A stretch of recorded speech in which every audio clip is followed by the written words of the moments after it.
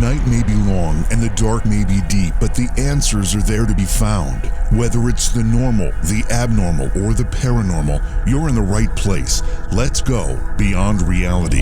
Welcome to a new week, another string of great programs ahead of us. Looking forward to all of them. Thank you for joining us as we kick this week off. I hope you had a great weekend. I don't know what you would have done because nobody can seem to do anything, at least in my part of the world. But either way, I hope it was a good one. I had a fun time Friday night with Booze, Brews, and Bros. Had another good time Saturday night with movies with the bros. And, of course, if you joined us for that, you know Valdo and I had a fun time with a small independent film called the Ironbound Vampire, I think it was. And I can't promise we'll do this every Saturday, but we're going to try to do it occasionally. Anyway, we have fun with it. And with the Halloween season here, it's the most appropriate time to do this type of thing. Everybody's thinking horror films and all of that, and finding cheesy horror films to have fun with. Probably one of my favorite things to do. You know, there are two other things that are my favorite things to do as well. One of them is learn about musicians, rock and roll musicians. You know that I'm a huge Beatles fan, but you also know that I'm just a music fan in general. In addition to being a musician, I play a lot of the music of the artists that I happen to enjoy talking about. So you know that about me. You also know that I have a passion for the paranormal as well. So you take those two things together and you get our guest tonight, Susan Masino. Susan is an author. She's a rock and roll historian, and she's also a paranormal researcher. And we'll be talking about things like, well, we just lost Eddie Van Halen. We're going to talk about that. We're going to talk about Freddie Mercury and Queen because Susan just did an interview about Freddie Mercury. And it was fascinating, and I heard it, and I'm hoping we'll have a chance to talk about that a little bit. But plus, we'll also talk about her experience in the paranormal. So this will cover the gamut of the things that I enjoy talking about most here on the program. I was watching the news earlier, and say what you want about politics, it doesn't matter. But the bottom line is I'm getting tired of hearing people who disagree with a point of view or don't want to hear a point of view, or not necessarily a point of view. They don't want to hear a current events item, calling it a conspiracy theory. I think that does a disservice to people who come on this program and present conspiracy ideas. Because we all know that many of those ideas in the past have turned out to have some merit.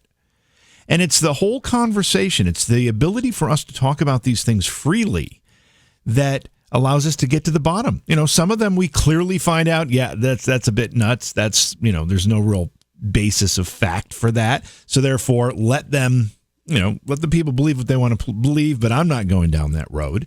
But then there are others that have a lot of validity. There are some that are borderline completely accurate that people throw a conspiracy theory label on. Therefore, they feel justified in silencing those with that opinion. And we've seen that with Facebook and Twitter quite extensively. Everybody should be upset about that, whether you agree politically or not. You should really be bothered by that censorship, because even though you may disagree with whatever recent censorship you may agree with whatever recent censorship has happened, particularly when it comes to this COVID conversation. Next time it might be you. It might be your side of the discussion being silenced. That's not the way it works here. Here we have conversations and we let people present arguments, and we are adult and mature enough and intelligent enough to make our own decisions, at least for the most part. Anyway, so that's my rant for this week as we kick it off here. We're 8 days away from Election Day, so all this stuff is heavily on my mind. We've got a lot of rights we need to keep fighting for. But that's not what we're going to talk about with our guest tonight, Susan Masino. As I said, she is an author. She's a rock and roll historian. She's also a paranormal researcher. And we're going to bring all that together with some fascinating conversations tonight. And I'm looking forward to it all. And we have a lot to get to, so I'm not going to waste any more time. I am going to take a quick break here, get our guest ready, and begin the conversation. It's Beyond Reality. We will be right back. Hey gang, JV here. You know that great nutrition can lead to a great life. Healthy, happy, rewarding. But that nutrition simply cannot be found in the foods we eat alone. Take a minute and assess your health, the way you feel, the way your family feels, the way your kids feel. Health is more than just feeling well. It's also making sure you have a strong immune system, especially in these trying times. Vitamins aren't enough alone. In fact, they have to be the right vitamins, the right supplements made from the most effective ingredients. Otherwise, they don't do the job. It makes the world of a difference. There's a new website you can visit that'll help you navigate these ideas and guide you to better health. There's no obligation. Just visit myhealthrocksnow.com. That's myhealthrocksnow.com and start feeling better today. Thank you for being with me tonight. Looking forward to this conversation very much. Only because, well, not only because, there are a lot of reasons I'm looking forward to it. But one of the things that makes it really exciting is I'm not really sure which direction we're going to take because there are so many possible directions we can take. What I do know is our guest tonight is a returning guest. Susan Masino is with us. She is an author, a rock and roll historian, and a paranormal researcher. We're going to talk about a whole bunch of things that relates to all of those topics. But Susan, welcome back to the program. Great to have you with us again. Thanks, JV. Thanks for having me. I'm trying to remember when you were on last. Was it maybe a year ago or so? I'm not quite sure. It's been about that. Yeah, I'd have to look back, but it's been a while. Was that when you released the Secrets of the Universe book, or what had that already been out when we talked about it? I think it had already been out, but that's basically what we talked about because I updated that, and that came out in 2018. I remember that conversation. I had a great time, and I have always been fascinated with your work, too, because I love the fact that not only you're an author, and you've written about all the things we're going to be talking about, but you're a rock and roll historian and a paranormal researcher. These are two things that don't often collide into a profession or maybe various professions that come together under the heading of an author, but you've done it very, very successfully. But what came first for you? The interest in the paranormal or the interest in rock and roll? Oh, my goodness. That would be hard to say because I grew up in the business. My parents owned a ballroom when I was born. So I grew up watching musicians load in and out, fell in love with the music right away because that was really my entertainment. And then around 5 years old, my grandmother, we would always do our prayers every night. She would tell us stories. And one night she told us about how her mother came back from the dead to say goodbye to her. Wow. And that was it for me. I mean, sure. From that night on, I was like, I want to figure out how that happened. Was it good or was it bad, and will it ever happen again? Just so I'm clear, that experience happened to your mom, and she told you the story? Or my grandmother, yes. It was my grandmother. Well, okay, so your grandmother's mother visited her? Yes. Oh, okay. Exactly. Wow. Had you had any experiences like that as a child? Oh, lots and lots. When I was really little, we lived up north in northern Wisconsin, which is so spiritual. So much sacred land up there. And around the ages of maybe between 5 and 7 or 8 years old, I used to go to sleep at night, and as I was falling asleep, I would have out-of-body experiences, even though I didn't know what they were at the time. Mm-hmm. And then I had, and I don't know what you want to call them, but I had beings that would come into my room at night and tell me things. Let me ask you this. What do you want to call them? Probably my spirit guides, I would think. Okay. But they irritated me because they would talk to me, and I would sit up in bed and yell at them and say, "Be quiet, my parents are going to hear you." I'm curious. We've heard stories like this from other guests, and some take the approach that these are actually some type of extraterrestrial, some type of alien visitation, and some take the opinion and the approach that no, these are spiritual in nature. And I'm hearing you say it's more of the spiritual variety. To me, it seemed that way as a child because I was not afraid of them. There was no fear involved, but it was kind of annoying to me, actually. You're bothered by, I don't have time for this, beings. Go away. Do you remember? Go to sleep. Leave me alone. Do you remember what they were saying to you? I mean, was it advice? Was it questions? Was it just mumbling? Do you remember it all? Actually, I don't remember. It was kind of like mumbling. It was like I knew they were talking to me and I could hear them, but I can't remember exactly like any phrases or all I know is that they were irritating to me because I was afraid I'd get in trouble for talking to people when I was supposed to be sleeping.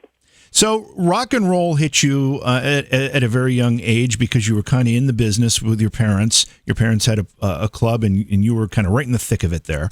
You also had paranormal experiences and heard paranormal stories from family members, which made you very, very curious at a young age. So you've got these two passions as you're growing up. Did you find that one helped or influenced the other in any way? I think that they definitely intertwined many, many years ago because, I have prophetic dreams, and I have had just an amazing ability to be in the right place at the right time kind of thing. Mm-hmm. And I was in the music business for decades. And I used to say, when I got into my 50s, I was going to, at the time, I wanted to be a paranormal, like a licensed paranormal researcher. Okay. Parapsychologist. Mm-hmm. There you go. Yep. And so I thought, I'd go to school and all of that. Well, it never happened that way. And when I got into my 50s, I ended up meeting with a couple of girls that are involved in the paranormal. They're psychic mediums, and they invited me to a conference. And pretty soon, I was doing speeches at the unexplained research conferences in Wisconsin. I did, actual speeches on synchronicity because my whole life is all synchronicity, and so with people like Bon Scott dying after I knew him for almost 3 years, and he died, and then he starts visiting me in my dreams, and they just intertwine constantly. Wow. You may have just answered this next question, but you might have other answers that you can give as well. But have you had any paranormal experiences that relate to your intimate knowledge of rock and roll personalities? Oh, absolutely. I would say, Bon Scott is one of the main guys because I knew him before he passed away, and then a few years later I dreamed about him. And over the years, especially when I got the deal to write the story of AC/DC Let There Be Rock back in 2004, Bon was definitely my guide for that. He showed up in my dreams. He haunted me while I was writing. It was pretty hilarious, actually. So he's a bit of a playful haunt. Oh God, yeah. No, he's something else. I'll tell you. He was really messing with me a lot, and I had to tell him to be quiet because I would write late at night while my son was sleeping, and he would hang out around the computer and do stuff, make noise. Or one time my husband thought I was yelling for him to come upstairs, and he was in his recording studio, and he comes upstairs all miffed, like, what do you want? And I'm like, what do you want? I'm writing. Leave me alone. And he's like, well, you've been calling me for a half hour to come up here. And I'm like, no, I didn't. Wow. So he leaves, and just a second later, somebody in my ear just goes, like, and I turned around thinking my husband was messing with me, and no one was there. And I just looked around, I said, Bon, okay, you can read, but don't make any noise. All right, he was so around a lot. You must be maybe solely qualified to answer this next question, which was presented so aptly by the Righteous Brothers. Is there a rock and roll heaven? Oh, God, there should be. There better be. I'll be very mad if there isn't. Yeah, and to finish the line, I bet they have a heck of a band or whatever the lyric is.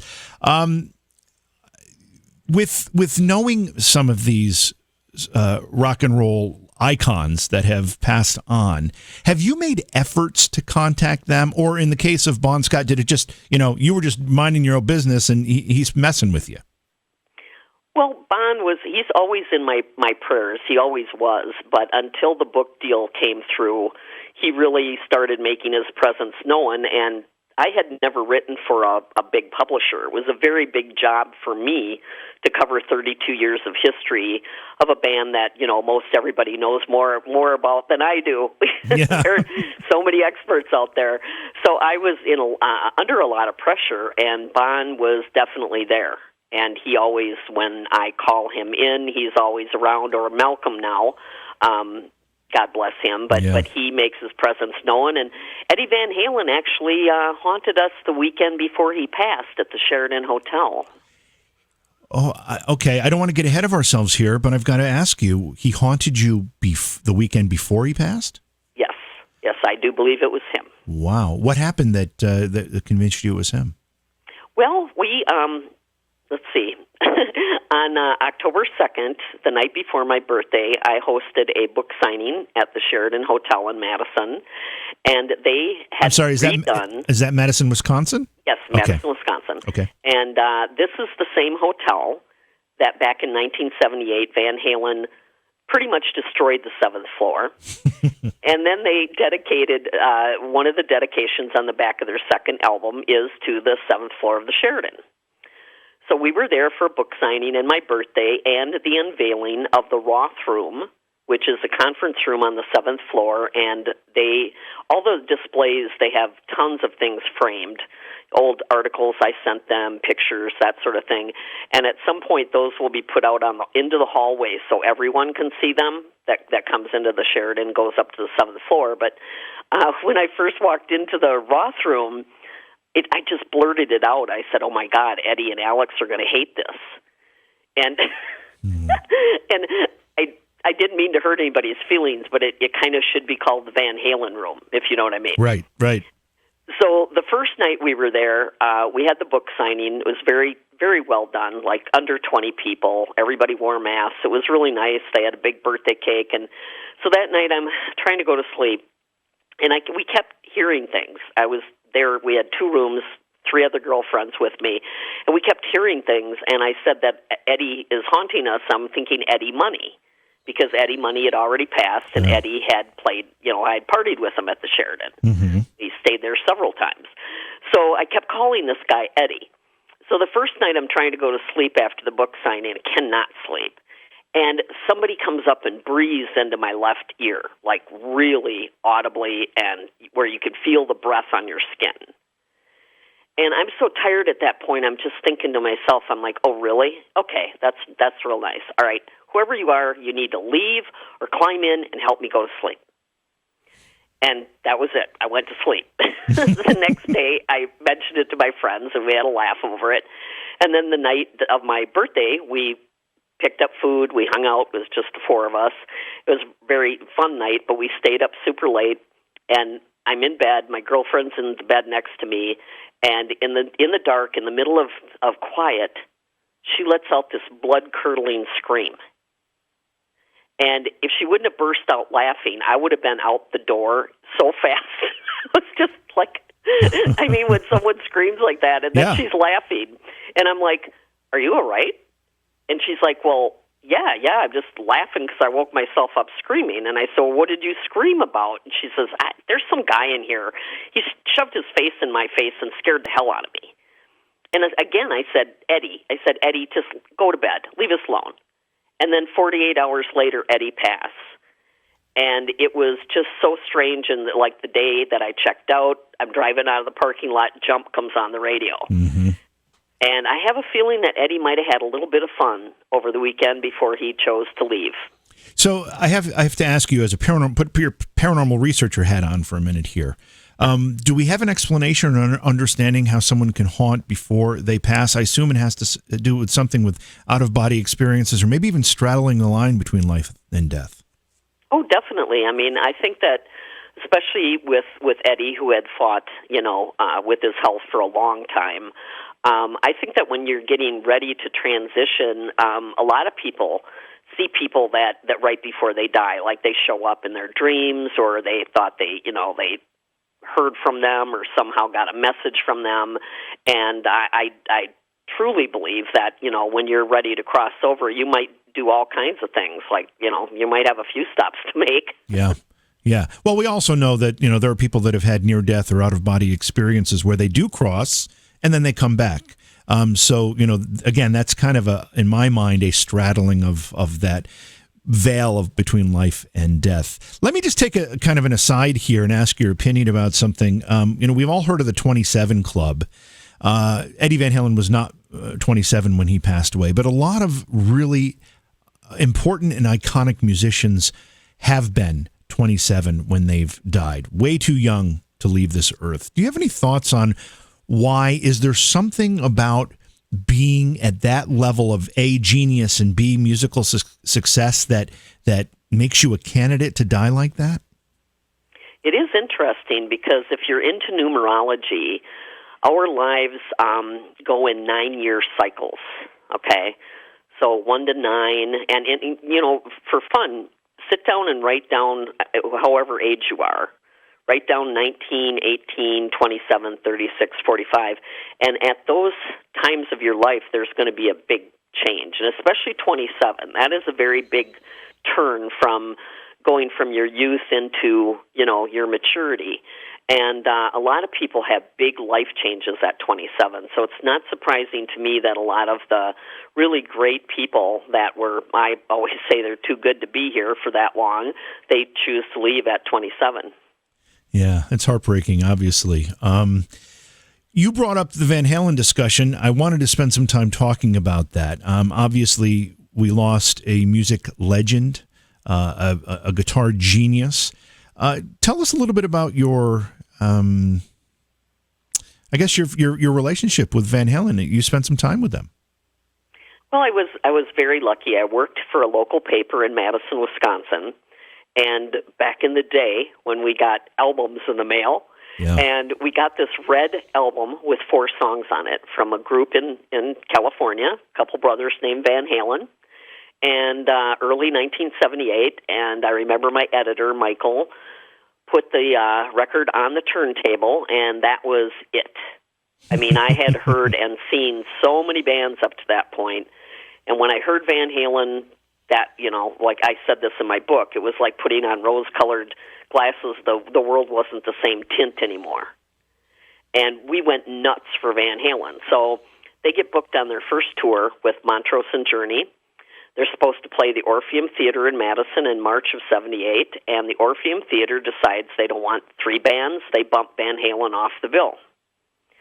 So we find out at the paper, and my editor, I was the associate editor, and I always took care of all the tickets, photo passes, interviews, sort of thing. Mm-hmm. So I handled all the record companies. And Michael said, call Warner Brothers and see if you can get booked into a club. I'm like, okay, why not?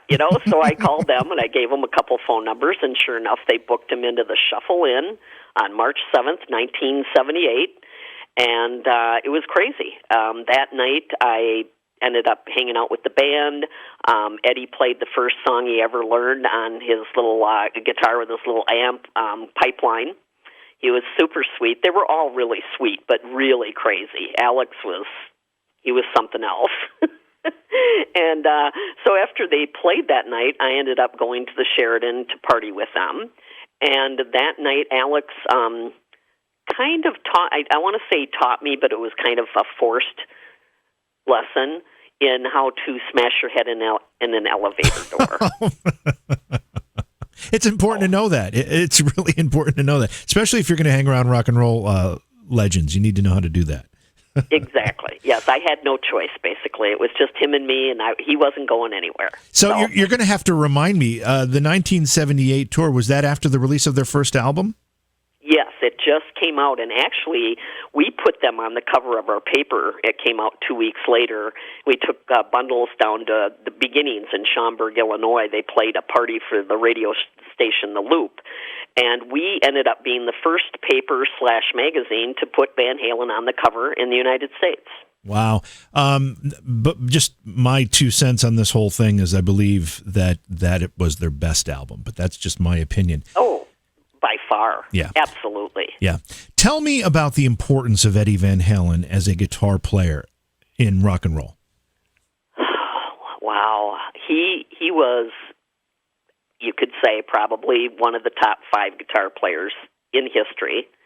He changed everything about how you played, how you presented, the guitar. He did so much stuff, He changed up his guitar to suit him. And then they call it like the Frankenstrat or something. It was part of a Gibson and a Fender. He had an old bomb, like a a bombshell, actually a bombshell from the 1940s. He had that gutted out, and all of his gear was in that. A bomb shelter? A bomb, like an actual bomb that they would drop out of a plane. Like the housing, like the housing of a bomb. There you go. Oh, yes, wow. yes, the Okay. housing of a bomb. He had that, and he was beyond amazing on guitar. There was just no one like him. Yeah, it's so true. And not just was he amazing, but he actually just changed the way the instrument was used in rock and roll in a lot of ways. His style was so distinct and so unique that it was instantly recognizable. And when he would play guitar for other artists' tracks, like famously Michael Jackson, it would change the whole effect of the song because he put his signature guitar work in it. Oh, absolutely. And he did the solo in Beat It for free with no credit. His name wasn't on it. And that solo makes that song, in my view. I think that it's an amazing. Would never be the same without it. That's for sure. Yeah. Why did Van Halen as a group have so much trouble? I don't know how many albums they made with David Lee Roth, but it was the first couple, maybe three or four. I'm not even sure. But then they seemed to have trouble. We had the Sammy Hagar version of the band, and it just seemed like in the later years they kind of struggled to find someone they felt they were comfortable with. I think David Lee Roth came back for, if not any recording, but a tour or something. I don't know. You know better than me. Mm-hmm. But why did they have such trouble with that? I think there was a lot of tension between Eddie and David. What I've read and what I've learned over the years, that David was kind of the star, but then Eddie became more of the star of the band, and I think that caused a lot of tension. I also know that Alex and Eddie both fought alcoholism for many years. Yeah, and that had a lot to do with it. So it was sad because they did very well with Sammy Hagar, but there's nothing like Van Halen with David Lee Roth. I just consider it a completely different group. I mean, it sounded different, it felt different, the style was different, the approach to the music was different. It was they had their success with Sammy Hagar, but it wasn't the same band to me that produced Eruption and Running with the Devil and Ain't Talking About Love and Ice Cream Man and all those great songs. Yeah, you just can't replace that. Diamond Dave is another one of a kind, and when they were a group in the beginning, it was magic, complete magic. Yeah, and so you told me something here that I wasn't aware of. So even though the group had the last name of Alex and Eddie, obviously Van Halen, mm-hmm. David Lee Roth was kind of the star when they started out. Obviously he was the front man. Right, yeah, he was, and the record company really portrayed him as the face of the band. They sent out postcards with, I think I still have it somewhere. It's David with no shirt on, with black leather pants, and he's bent all the way backwards. Kind of hard to describe, but interesting pose. Yeah. but he was definitely pushed as he was the front man. He was the face of Van Halen. And do you think that as they became successful, and I think not only were they successful commercially, but critically, musicians and music critics would listen to the music and say, that is amazing guitar work they have there. Do you think that fed Eddie the belief that he needed to receive more of the accolades, and it wasn't David Lee Roth that was really the driving force in the band? I think that probably started it. I know that when Eddie hooked up with Valerie, too, mm-hmm. that really launched him into, all the gossip magazines and covers of magazines, and I don't think David liked that at all. So David had some jealousies, maybe, that as Eddie got more attention. Oh, God, yes. Yeah. Wow. I know that, again, those are great songs. And then David Lee Roth goes on and records I'm Just a Gigolo or whatever that was, which was a fun song in its own right. But it's just an odd choice to go from a rock and roller as he was to I'm Just a Gigolo. Oh, I know. And, he had a couple of great albums, though, when he had Steve Vai on guitar. Yeah. And the Bissonette brothers on drums and bass. And, thought that a couple of his albums were really good. Was I right? Did he come back to the band at some point?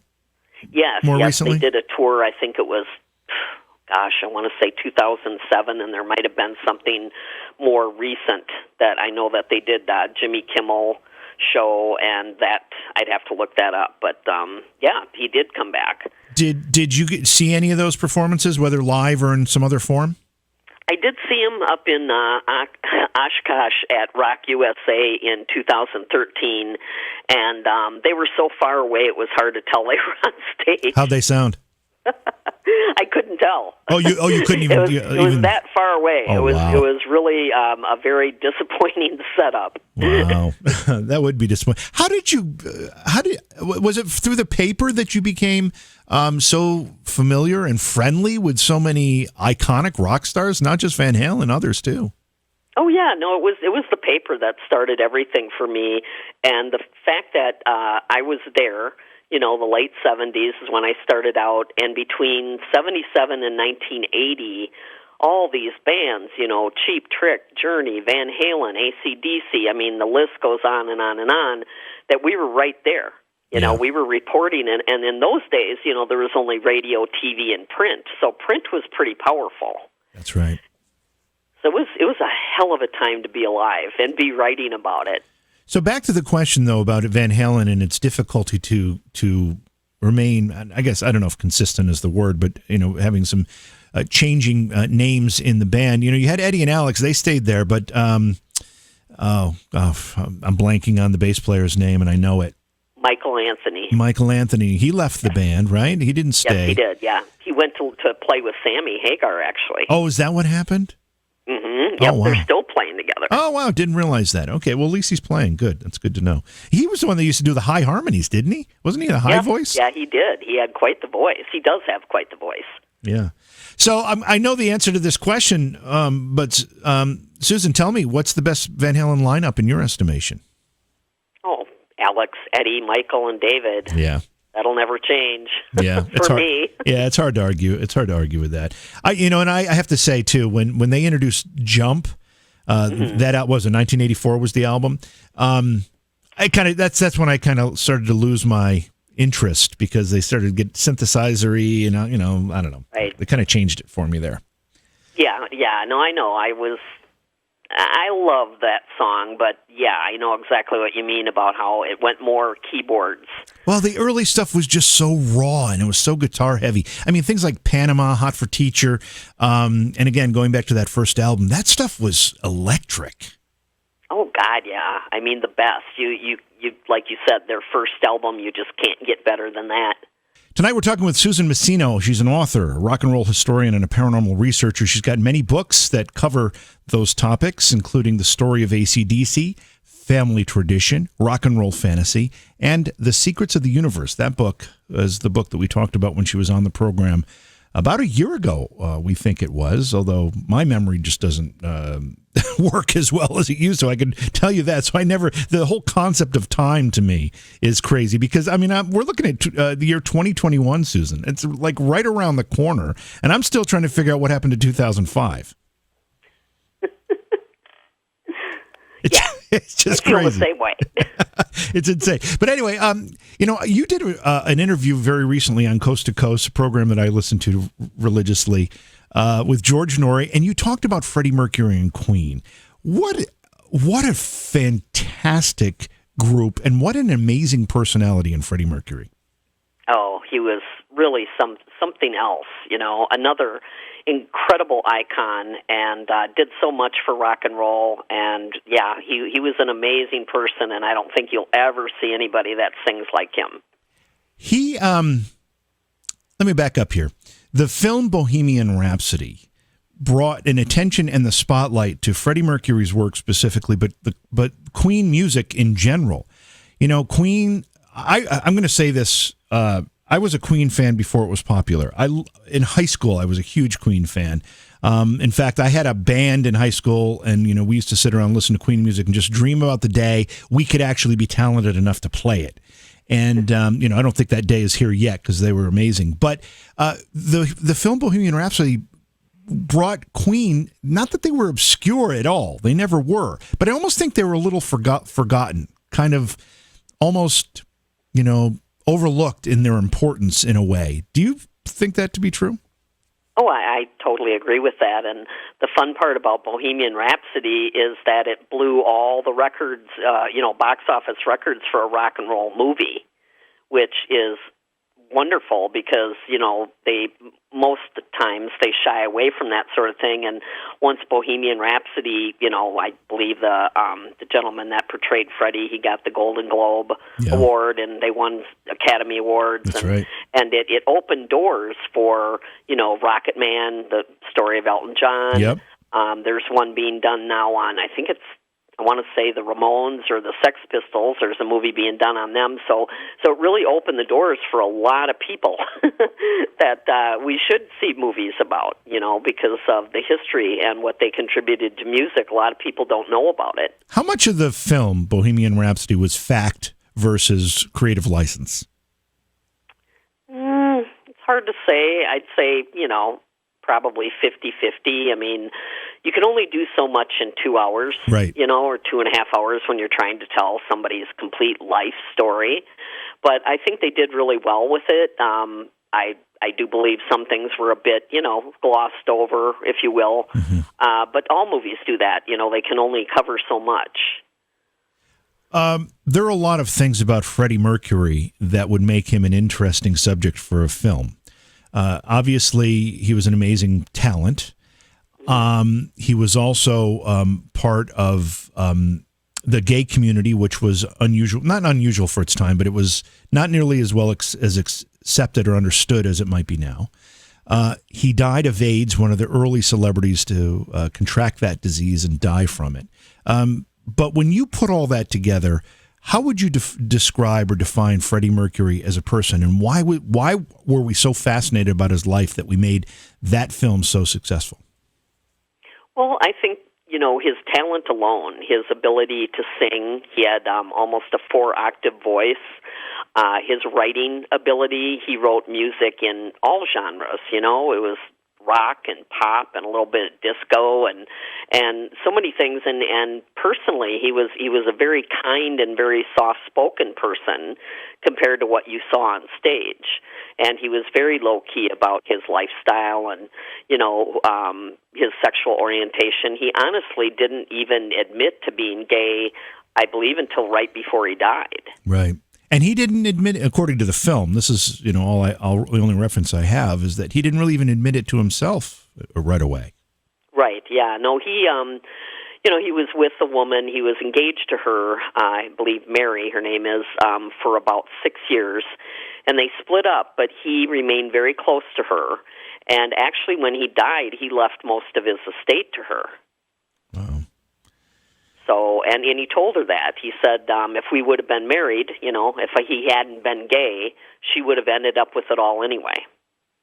I fully respect the talent of Freddie Mercury, but I also believe Queen is one of those bands, like the Beatles, where the whole is greater than the sum of its parts. Together, they made magic that they probably couldn't have done individually. Would you agree with that? Oh, yeah. Yeah, I think it was again, like you said, like the Beatles or anyone else, when you get that perfect mix of people and the fact that they could, compose the way they did. I mean, so many cool things. I mean, Bohemian Rhapsody, the song, 6-minute song, yeah. And the record company didn't know what it was about, and they didn't want to release it because it was too long. And now, you hear it every day on the radio. I always get a laugh because it's 6 minutes. I always find an appreciation for that. And you mentioned, the days when they would send albums to you when you worked at the newspaper. I was working in radio in those days, and they did the same thing for the radio stations. You'd get a box every day with 4 or 5 albums in it with the new releases from all the record companies. And, and there were some concerns about playing songs of any length. 3 minutes was kind of the thing you wanted to be around to make timing work out and not get people bored. But when Bohemian Rhapsody was released, it really wasn't that successful. It didn't become a success until later. Now it's become an anthem. Oh yeah, no, and the movie Wayne's World is what really, helped out Queen quite a bit with them playing the song Bohemian Rhapsody in the car, and Mike Myers and his buddies are jamming along and everything, and that really boosted the visibility of that song. Yeah, and I think it charted then. It may even gone to number one. I don't know, something like that. I know it charted, and then it charted again. It's like charted 4 times or something like that. It's quite an amazing piece of work. But we talked about Eddie Van Halen and we talked about guitar players, and I think Brian May is one of the most amazing guitar players, not just for his skill on the guitar, but for his skill in guitar orchestration and arranging. You listen to those Queen songs. There's so much subtle, almost symphonic orchestration of the guitar work that it puts it in a league by itself. Oh, definitely. Yeah. No, they're all amazing. I mean, Queen is, I think, one of the greatest bands ever. Yeah. So. There was another documentary about Queen on that I caught maybe how many years ago now? I don't know, 5-6 years ago, I think it was. Maybe a little longer than, I don't know, but it was on, HBO or something. And I watched it several times because it fascinated me so. And it seemed so sincere, but they showed a lot of clips of Freddie Mercury toward the end of his life, and he was trying to work and he was trying to do things, make a music video, and it was really sad, honestly, to see that, because he knew what was coming. He was just trying to continue to work so that he could maybe keep his mind off it. I don't know. He loved to work. That was it. Yeah, no, it is sad because he hid the fact that he had AIDS and he was losing so much weight and stuff toward the end of his life. It was hard to watch that. Did he know he had AIDS at the was it Farm Aid? Was it the Farm Aid show, the one that's often lauded as their comeback and the show that really just made them the world power they were? I do believe that he knew at that point. Or was Live Aid? One of those two, yeah. But I'd have to look that up. I could be wrong about that. Yeah, and that's an amazing performance, because not only was he a great vocalist, but he could engage a crowd like almost no one else. Oh, I know, and that's what Brian May said about him too, is that he could be in front of 50,000 people, and he could grab the person in the very back row, and bring him right into the show. I mean, he just had a way of capturing people's attention no matter how many people were in front of him. Yeah, and going back to the point where I believe, and you agreed with me, that this band, Queen, was greater than the sum of its parts. Individually, they weren't nearly as effective. Freddie Mercury had a couple, or at least one, but maybe 2 solo albums, and they did not perform at all. Right, yeah.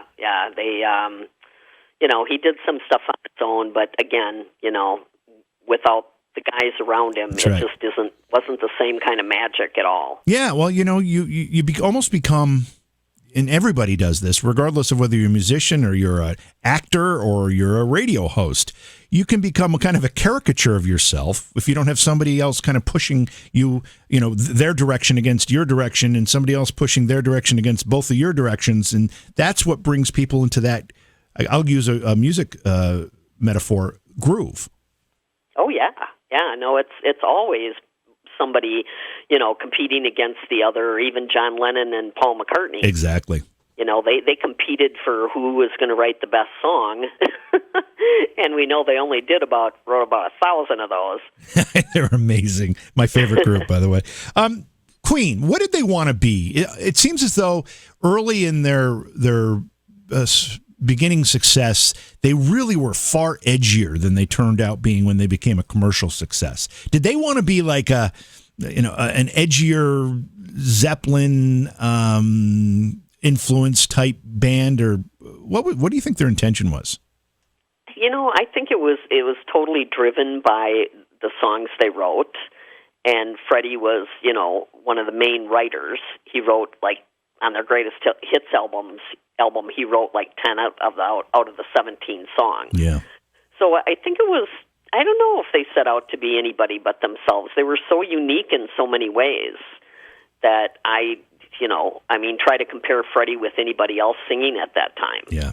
Yeah, it's certainly unique. And you know, again, using Bohemian Rhapsody as a pivotal song in their catalog, you listen to the orchestration of the voices, and Freddie Mercury, you know, overdubbed 10 times or 20 times or whatever it happens to be. All the guys had great voices in that band, and they all added to that. But you know, he had a vision, like kind of like a Brian Wilson thing, where it was all in his head, and he got it into that. He got it down on tape. He made it work. Yeah. No, I even read that he used to like to write in the bathtub, and one time he had them bring in like a keyboard or something into the bathroom so he could get some stuff down while he was thinking about it. Yeah, you know you're a success when you can have somebody bring a keyboard into the bathroom while you're in the tub, so you don't have to get out to write a song. That's hilarious. Exactly. That's. I do remember. That's the epitome of being a rock star. I do remember, and it brings me back to this point where what did they want to be? I do remember a quote from Brian May. I think it was in that earlier documentary I mentioned where, you know, they were making the music they were making, and then Freddie Mercury brought in Killer Queen, and it was something completely different from anything they had done. It was far more poppy, and, you know, had all these orchestrations and these vocals. And Brian May kind of scratched his head, is this really what we want to do? And then it was hugely successful. And that's, and Brian ended up saying, yeah, Freddie, you were right about that. Yeah, Freddie was right about a lot of stuff. Yeah, he really was. We're talking with Susan Masino tonight. Again, her website is her name, susanmasino.com. Massino is spelled like casino with an M. A lot of books to your credit. If someone wanted to get an introduction to your work, Susan, particularly the rock and roll stuff, which book would you recommend they start with? That's a tough one because the first book I wrote, it's hard to get a copy of, and I'm working on getting it re-released, but it's called Rock and Roll Fantasy, My Life and Times with AC/DC, Van Halen, Kiss, ...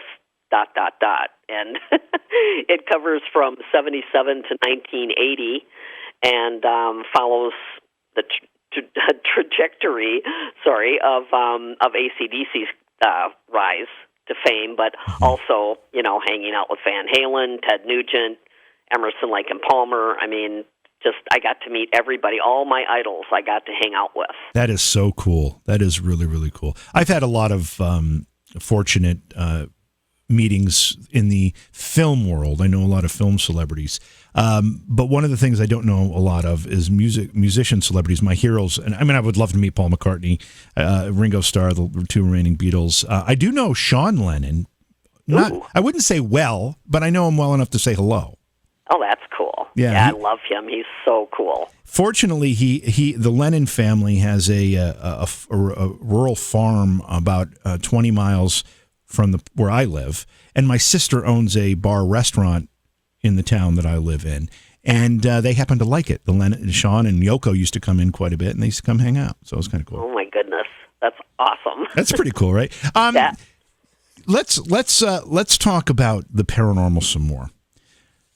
As a paranormal researcher, what type of work do you enjoy doing the most? Is it going out and doing paranormal investigations? Is it more academic book work that you appreciate, or is it? You tell me what it is.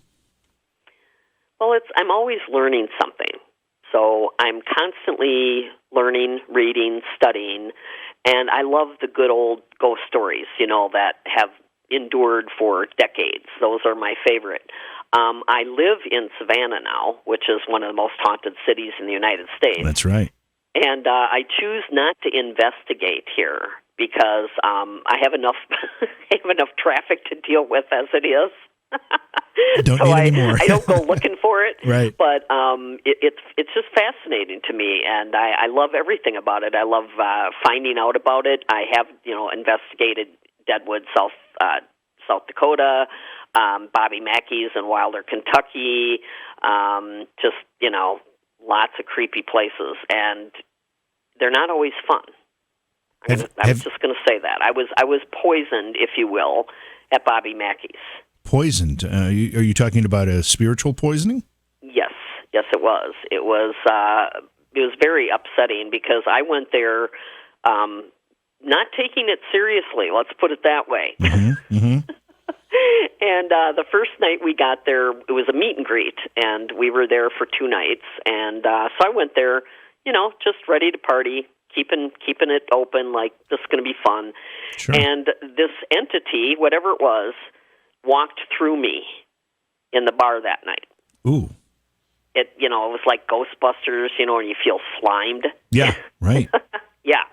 Well, I shook it off. I laughed it off. I was like, oh, ew, I don't like that. And the next night we did the ghost investigation. There was at least 20, 30 people there, broken into different groups. They were streaming online. They had to turn the heat off because of the sound, so it was freezing in February. Yeah. And we did the investigation, and one gentleman in the basement, because the basement, there's a lot of provoking down there.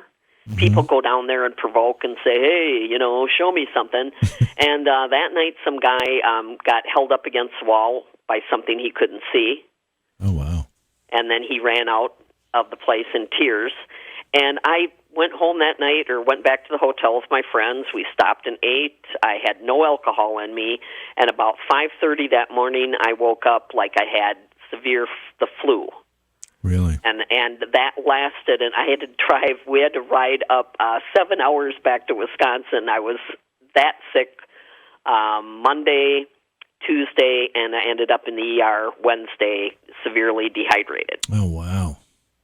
And they couldn't find anything wrong with me. And I thought that it was interesting that the new show, Portals to Hell, with Jack Osborne, Ozzy's son, he and Katrina, his partner, they did a show on Bobby Mackey's. You probably look it up online.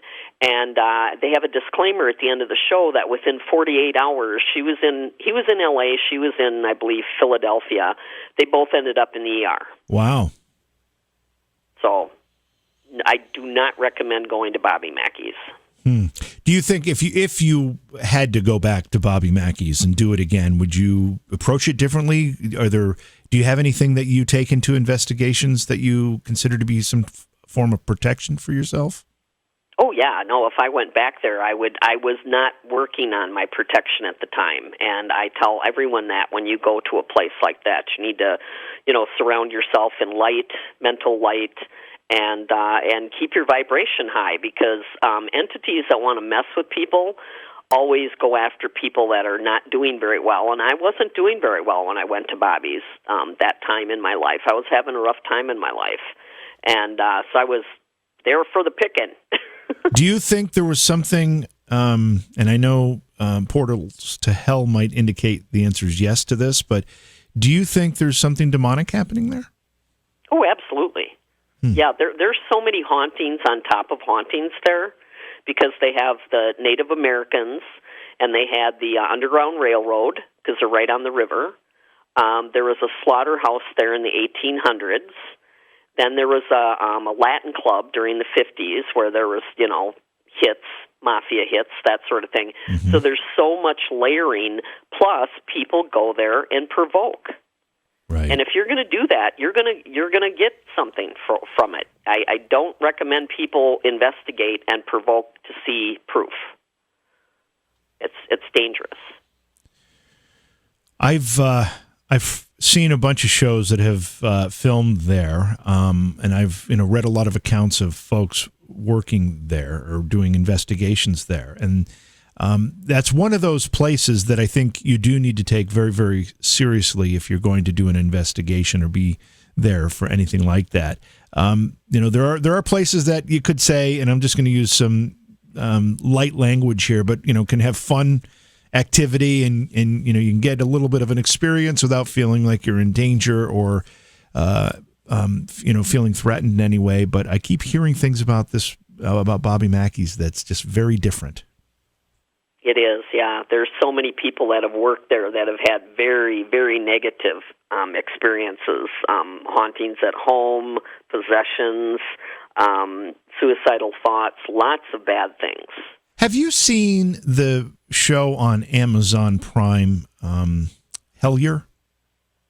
I have not. No, I've heard of it, but I haven't seen it. The reason I bring it up is because one of the conclusions they make in 2 seasons of episodes, I think there's 6 episodes in each season of this, and I don't know if they plan on coming back or not, but they keep talking about synchronicities, and they almost drive that word to the point where you don't want to hear the word again. But their points are valid, and you talk about synchronicities too.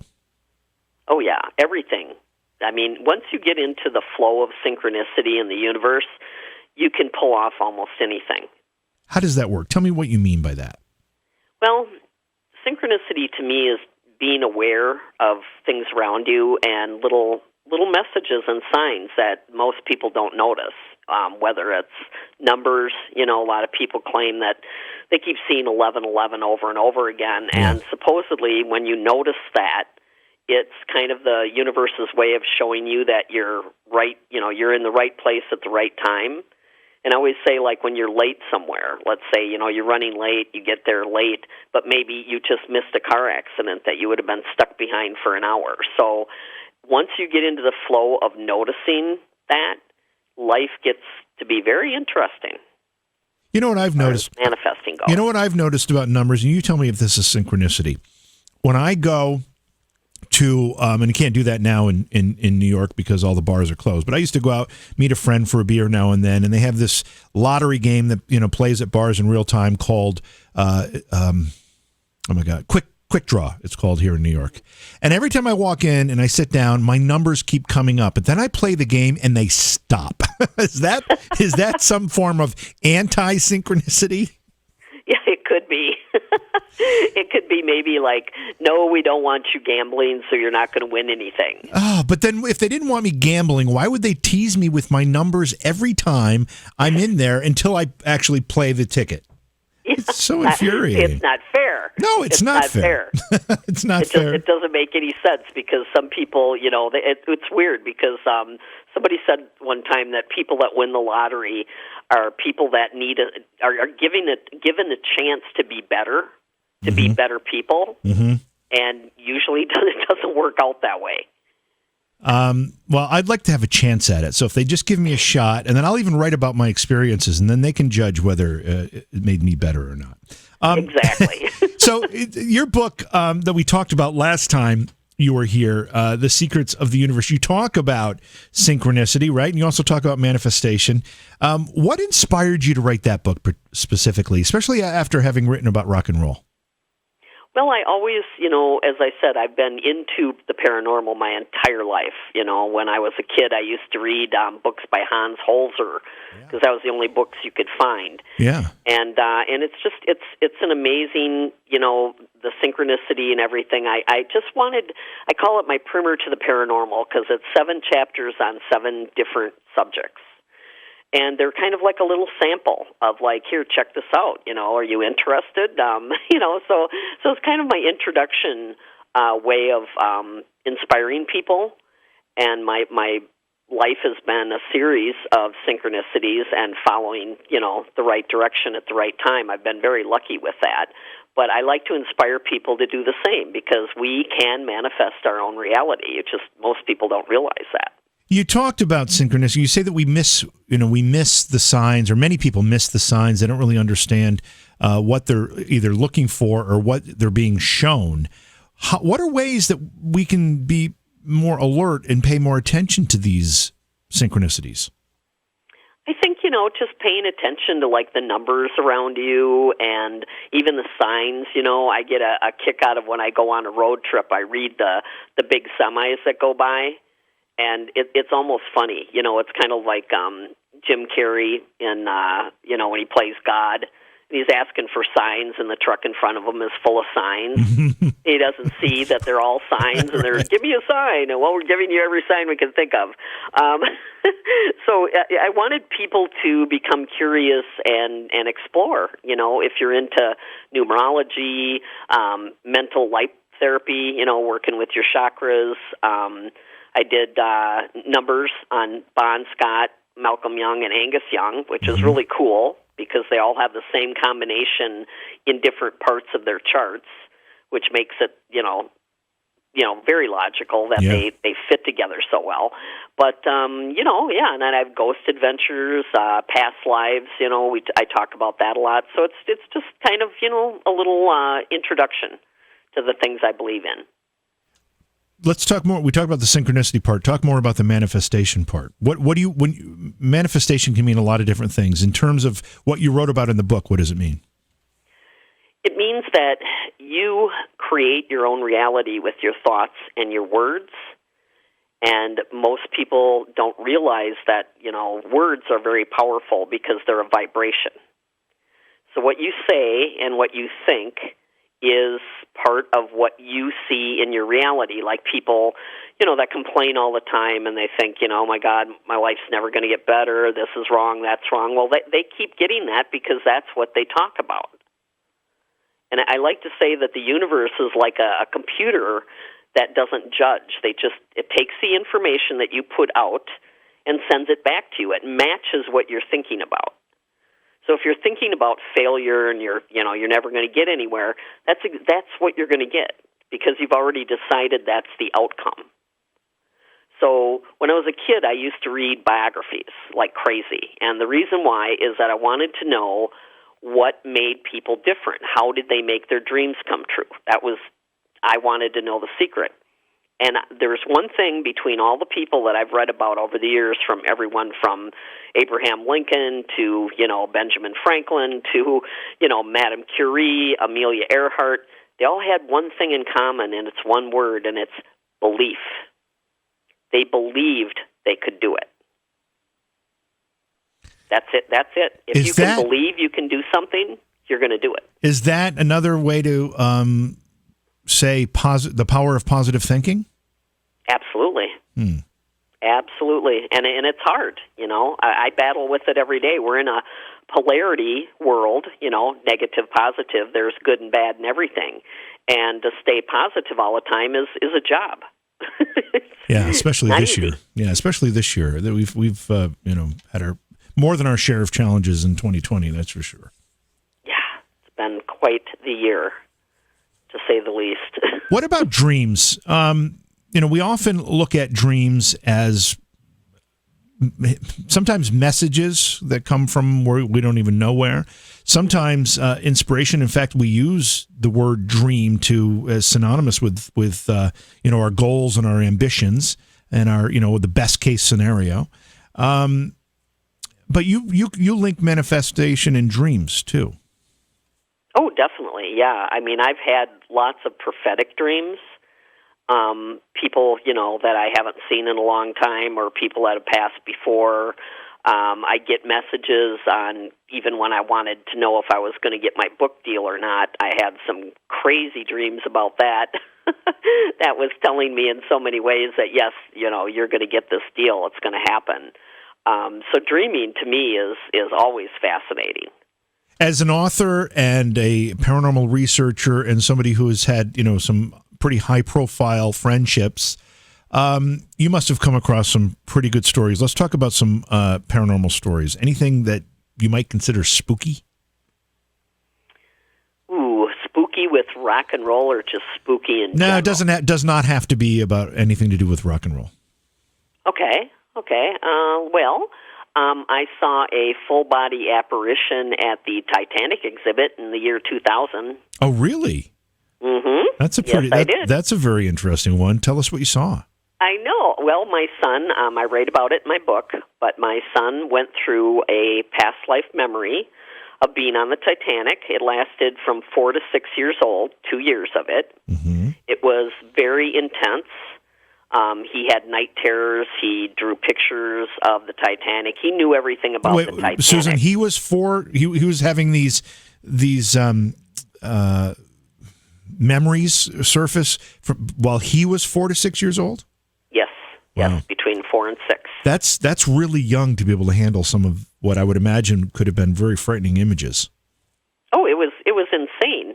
He saw the end of the movie. A babysitter let him watch the end of the Titanic on HBO. Mm-hmm. We were out, mm-hmm. and we came home, and she said, "Yeah, he got up, he watched the end of the movie," and I'm thinking, "Oh, great! He got to watch all those people die. That's wonderful." Perfect. Yeah. Yeah.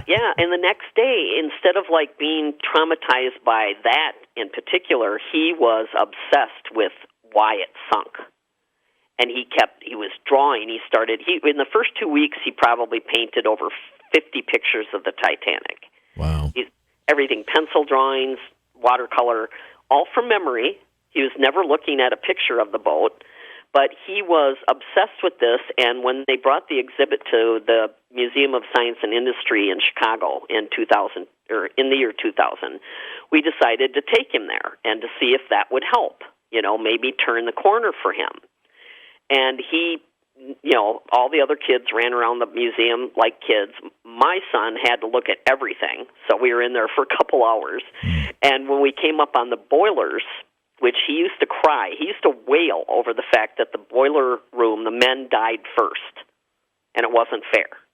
Because once they had the emergency, the doors came down, they were locked in, they couldn't get out. And so he used to just wail about that.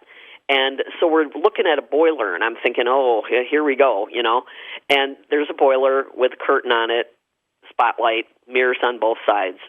Very cool. I look over to the left of me, and I see an oil painting, a life-size oil painting of a man shoveling coal into a boiler. And I think to myself, wow, they really went all out on this exhibit. That's impressive. Mm-hmm. And we got closer. We were with a big bunch of group of people, that are kind of slowly pushing their way through. And I get up to this painting, and I look right up at him, and he turns and looks at me like, who are you? Oh, wow. Scared the living daylights out of me. And then I close my eyes for a second, and I open my eyes. I'm looking at myself in the mirror, and there's no man, and there's no painting. Oh, wow. And my daughter saw it, too, so I wasn't the only one. Thank God. Yeah. But I saw, a full-body apparition, and he looked at me like I scared him. That's what was really weird. Yeah, that's amazing. That's amazing. It was pretty cool. Did you ever determine what role your son's past life had with the Titanic? Was he an adult on the Titanic? Do we know? Did you ever find out? The amount of information that he had in his ability to draw, which he is an artist, a visual developer now, his artwork is beyond amazing. But some believe that he could have been Thomas Andrews, who designed all the ships for the White Star Line. Right. And he went on every maiden voyage, and he went down with the ship that night, even though they offered him a place on the lifeboats. Wow. Very sad. What do you think? That brings up another point for me. What do you think about the concept of past lives? If let's use your son as an example. If in fact your son was remembering a past life, therefore he was the same soul on the Titanic as he is in this current life, in this current body. If people have that ability to have successive lives like that, then what are the ghosts? What are the spirits? I know that, that it really makes you wonder sometimes, because I think that too, that our souls are multidimensional or multifaceted, if you will. And I think that a life that you left behind and you appear as a ghost, you can do that at the same time as your soul has incarnated into another life. It can do both? I think you can do both. I think it's because I don't think that it is hard to believe or hard to understand what happens to the soul when you do incarnate. Does that person that you knew from the past, are they still there in some way? Right. So it is weird. I mean, it's always, like I said, I'm always learning something new. Yeah, well, I mean, if there were any hard and fast answers, we wouldn't have a whole lot more to talk about. The thing that makes the paranormal and these discussions so interesting is that we don't have any firm answers. We can only offer some speculation and maybe some educated guessing, and as we continue to find answers. Exactly. Yeah. I mean, and not that many people come back and say, "Hey, come on, it's great." Yeah, right. Walk this way. Right. But it's always very fascinating. Although frequently people that have near-death experiences that visit the other side, even though briefly, will come back and say it was the most beautiful feeling, amazing experience, nothing but love, and they're no longer afraid to go back there. Yeah, you do. You hear a lot of that, and I have also heard people that have talked about seeing very scary things and definitely not liking what they saw. But again, I think that when you do transition, it has a lot to do with your state of mind and what you believe in.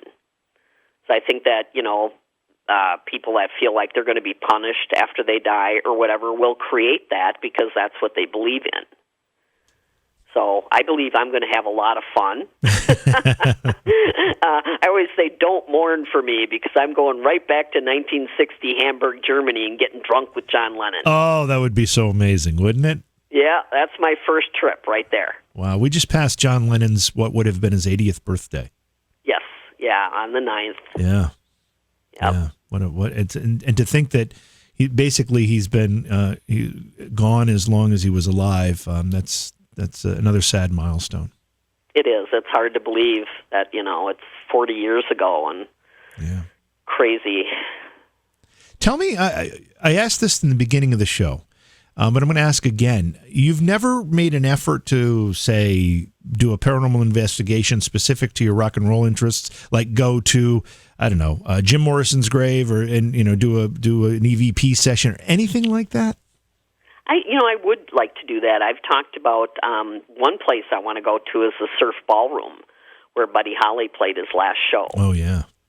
That's supposed to be very haunted. And so there are places that I haven't gone to yet that I would love to do something like that. But some of the really scary places, like there's the South Charleston Jail, which is only a couple hours from me. Mm-hmm. And I've had friends ask me to go, and I'm not stepping one foot into that building. But the rock and roll stuff, there's a great picture of the ghost of Jim Morrison at his gravesite that somebody caught. They captured him. And it's very cool. It's like you can see him very clearly standing by his grave. Was that a recent picture, or has that been around for a while? I think it's been a few years. I'll look it up. If I find it, I'll send it to you. Oh, that'd be awesome. It is pretty cool. Yeah, definitely. What of all the rock and roll friendships that you've had over the course of the years, the people you've met, who's somebody or a group that you didn't get a chance to meet that you'd really wish you had, or hope you still can, or want to, or whatever? That's a tough one, because I wouldn't mind meeting Led Zeppelin. I have never met them, and I did go to Paul McCartney's press conference, and he called on me for a question, and I froze. So I did. Paul McCartney actually looked right at me and pointed and talked, and that was it. I froze. Oh, wow. I couldn't move. When was this? When did that happen? That was 1990 in Chicago at the end of his first tour with his band, and they had done like 113 dates, and that was the last night of the tour. Oh, wow. I actually saw him in Philadelphia in that tour. Oh, yeah. No, I ended up at the press conference not believing that it was okay for me to be there, because CBS, ABC, MTV, everybody was there. And I'm thinking, they'll throw you out before it starts.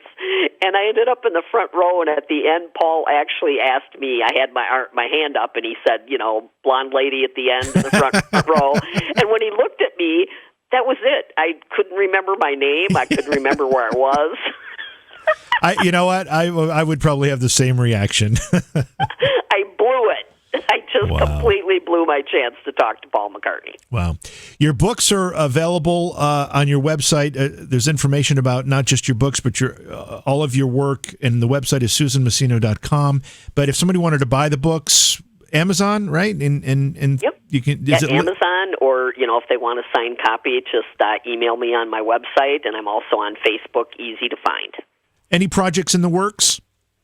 Well, I am working on a book of my life called Stories to Tell. Oh, cool. And I have 1 billion of those, so it's going to take me a while. And I am working on an essay on Tutti Frutti by Little Richard for the Library of Congress. Oh, very interesting. That's great. I have to ask you this question. The Howard Stern in me is going to come out a little bit here. But have you ever witnessed any of these rock and roll friends of yours do something that they probably wouldn't want anybody to know about? Yeah, absolutely. Are you going to write about those? Any of those? Nope. A friend to the end. And you know why? That's awesome. Is because 43 years later, AC/DC still talks to me. There you go. That's smart. And that's why. They trusted you enough to have you in their confidence, so you shouldn't betray them. That's wise. Well, I have to say I could have scooped them about 50 times in the last 20 years, but I never do. What do you think about the new work they're doing, the new studio work, right? They've got an album coming out, don't they? Yeah. They released their first single today, Shot in the Dark, video of that, and the album's coming out on November 13th. And right now I'm currently promoting my updated edition of The Story of AC/DC Let There Be Rock that just came out a month ago. Terrific. Yeah. One of the sad things about the digital age is I think it's made it more difficult for the music industry as a whole. And so we're not getting the volume of stuff that, at least that I remember us getting, when vinyl was the dominant medium. Mm-hmm. Yeah, I can't imagine what you do now to break into the business. It's changed so much. Breaking into it is one thing, and then being able to make money at it is another. As you know, revenue to the music industry has fallen by like 90%. It's something unbelievable. Yeah, I feel so bad, not only just for the performers, but the people that work on the road. And that's why people. And that's why when people complain that, to go see, I don't know, pick a band, whatever, even Paul McCartney. I mean, some of those tickets were in the thousands of dollars to see Paul McCartney, and people complain about that. But the bottom line is, these artists now, their only source of revenue is essentially their touring. Well, and actually, if they're lucky, they break even on the tour. They make their money from merchandise. Right. That's right. Good point. But Paul McCartney, in my opinion, and God bless him, I love you, Sir Paul, but you're a billionaire and I'm not. Yeah. And I think $150 for a ticket should be about right. Yeah, I'll agree with you, and I don't want Paul McCartney getting mad at me, but we'll just leave it there. I don't care. So. Susan, thank you so much for being with me tonight. It's always so much fun talking to you. I'm glad you agreed to come back, and this won't be the last time we have you on. Oh, anytime, JV. I loved it. It was really fun. Thank you so much. Beyond Reality Paranormal is hosted by J.V. Johnson and produced by Orion Palmer and Slick Eddie Edwards. Like us on Facebook and subscribe to our YouTube channel. Please consider supporting the program either through your podcast platform, click on the link in the description, or on Patreon at Joha Productions. If you'd like to be a guest on Beyond Reality Paranormal, or you have a recommendation for a guest, contact our producer, Slick Eddie Edwards. Eddie is spelled with a Y at slickeddieedwards@gmail.com.